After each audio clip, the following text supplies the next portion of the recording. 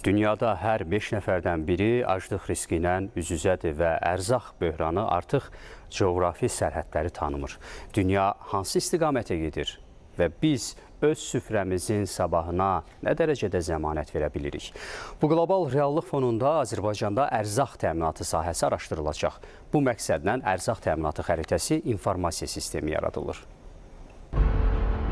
Ərzaq təminatı xəritəsi informasiya sistemi özündə nələr ehtiva edəcək? Bu məsələyə dünyanı bürüyən ərzaq böhranı prizmasından nəzər salaq.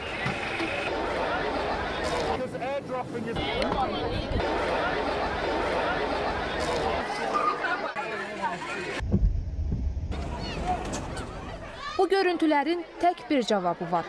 Dünya hələ də ərzaq təhlükəsizliyini təmin etməkdə acizdir. Bunu mövcud statistika göstərir. Yəni artıq dünya ərzaq təminatını idarə edə bilmədiyi bir dövrə qədəm qoyub desək, yəqin ki, yanılmarıq. Bunun isə bir çox səbəbləri var. Ərzaq çatışmazlığının səbəbləri: münaqişə və zorakılıqlar, iqtisadi sarsıntılar və yoxsulluq, iqlim dəyişikliyi və təbii fəlakətlər, qaçqınlıq və məcburi köç. Azərbaycan isə ərzaq təminatını idarə edə bilmək üçün bir çox yollara əl atır. Elə reportajımızın əvvəlində də qeyd etdiyimiz ərzaq təminatı xəritəsi.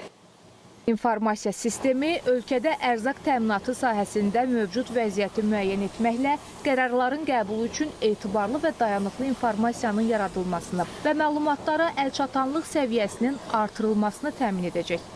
Başqa sözlə, bu sistemdə hansı bölgədə məhsul bolluğu, hansında risklər olduğu, ölkənin ərzaq ehtiyatı ilə bağlı mövcud vəziyyət, qiymətlər, idxal və ixracın səviyyəsi öz əksini tapacaq.